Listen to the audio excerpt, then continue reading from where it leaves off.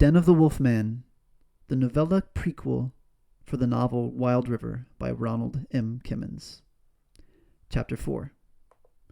17 years ago.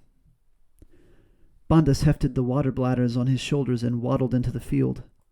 It was the height of summer, and they had just gone through their first harvest. So the plantation was hurrying to get the year's second round of crops into the ground. Slaves were going down the length of the field, each of them carrying a staff and a sack of seeds. Each man would poke his staff into the ground, drop in some seeds, close the hole with his foot, and proceed to the next hole. It was a rhythmic motion that almost seemed to be part of a dance. The first slave Bondas approached was his brother Teluma. Now 15, Teluma was already massive, his broad shoulders and round arms glistening whenever the sun managed to get under his broad hat and touch them. Bondas got to him, plopped one bladder down at his feet, and raised the other up toward him with both hands. "I need that," said Teluma. He stopped briefly, wiped sweat from his brow, and took a long series of gulps from the soft container. He then handed it back to Bondas and rubbed the long hair on the younger boy's head. The overseer was nearby. As was his custom, he was sitting on his horse, with one foot in the stirrup and the opposite leg bent across the seat of the saddle, a book in his hand. He would turn a page, read a bit, look up at the slaves, and then go back to his book. As he had many times in the past, Bondas had a quick daydream of being a free man and having a job, any job, that would allow him to read books most of the day.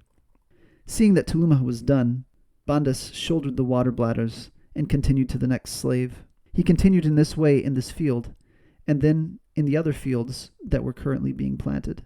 When they were done planting, they went back to plowing the last fields that had been harvested, and Bondas continued to haul bladders full of water, while that work was being done as well. As usual, they did not stop working until the sun was beginning to dip below the horizon. The slaves trudged back to their huts and gathered around the fire pit as usual. Bandas's mother stood beside the great black kettle that hung over the fire on a long iron arm. She ladled some stew into a bamboo bowl and blew on it, the steam creating a ghostly haze across her face in the twilight. Bondas could smell the meat, spices, and roots, and he felt as if his stomach would leap out of his body and start slurping the stuff up directly. He came up close to the fire pit and collapsed upon one of the dozen bamboo mats there. "Hello, dear," said Bandas's mother as she touched the hunks of root in the bowl and continued to blow. "How was work today?" she asked. "I'm tired," said Bondas. "But you're healthy, and thank Yalux for that," she said. "Ah, Peliel," said one of the men. "So glad it's you cooking tonight. Your soup is always the best." "Don't give me your nonsense, Dakak," she said. "We all follow the same recipe." "But you do it the best," he said. She harumphed at that, and finally took a piece of root in her fingers and bit into it. She then nodded. "It's ready," she said, and she used the rotating arm to swing the kettle away from the fire. A line of slaves formed, all taking up bamboo bowls.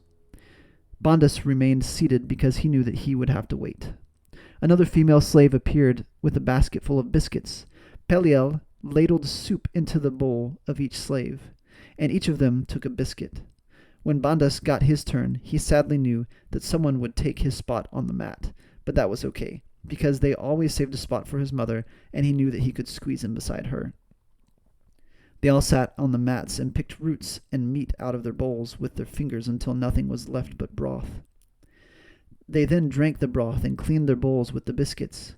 Some of the men started to banter with each other. They tried to pester Teluma, but he just smiled and gave no response. Perus, Bandas's other brother, was around as well, but he was at the awkward age where he did not want to be too close to his mother, but was not accepted as an adult.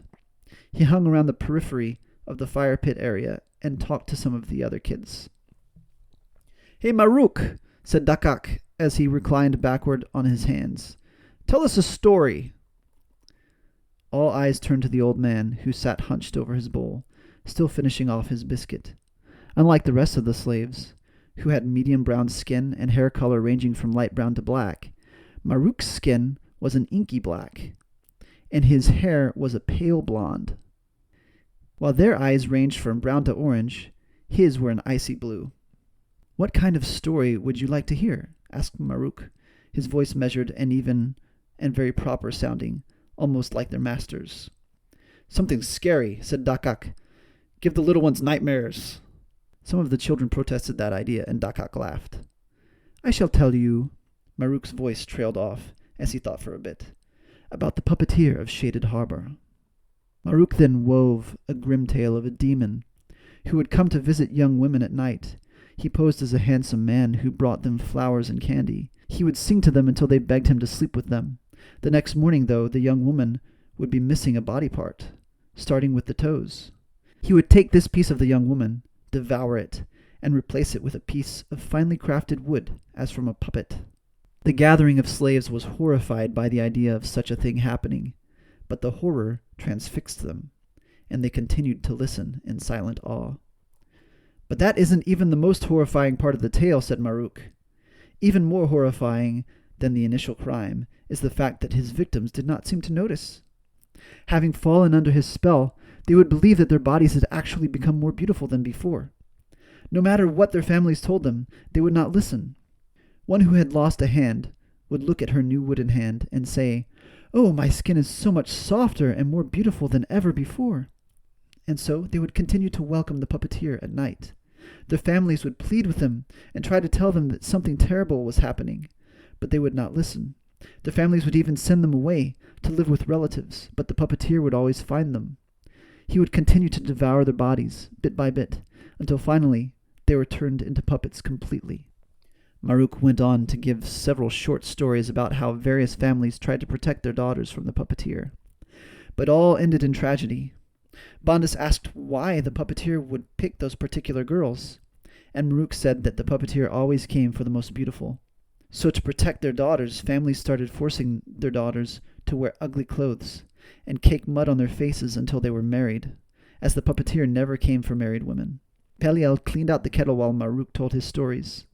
By the time Maruk was done, Bandas was looking away from the fire and into the dark of the night with a deep sense of dread.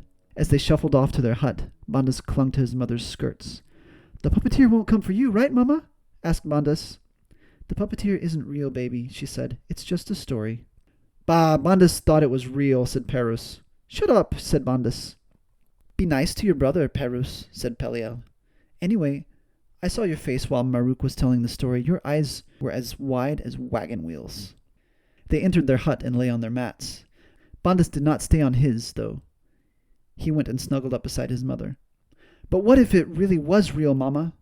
"Well, in the story, he only comes for young women who aren't married," she replied. "But you're not married, Mama," said Bandas. "That's right," she said, "but I'm not young anymore, and I have my 3 strong boys to protect me. The puppeteer would stay away from me." "Yalix wouldn't let anything bad happen to good girls, right, Mama?" asked Bandas. She lay silent for a while and did not answer. "Mama?" asked Bandas after a few minutes. Went Peliel. "Yalix wouldn't let anything bad happen to good girls, right, Mama?" "A lot of bad things happen in the world, Bandas," she said. "That's just the way it is. This world isn't heaven. It was never supposed to be. But Yalux does send good men to protect women. Good strong men like Tiluma. Right, Tiluma?" "Right, Mama," said Tiluma in the darkness.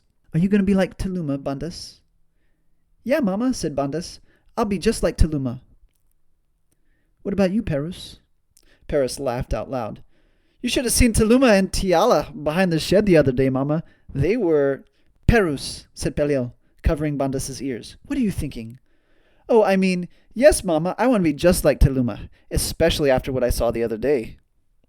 "Quiet you," said Tiluma. "Tiala thinks Tiluma is a hero too," said Perus. "Bandas," said Peliel, taking on a gentle tone. "Someday you'll be a big man, and you'll be a good man. You'll be good to the women around you, and you'll protect them from the puppeteer or whatever else may want to harm them, won't you?" "Yes, Mama." "And someday, if your master lets you, you'll get to marry a woman you love, and you'll have your own boys, and you'll teach them to be good boys too, just like your mama taught you, right?" "Yes, Mama." Bandas snuggled up against his mother's arm and drifted into a dream of monsters and heroes.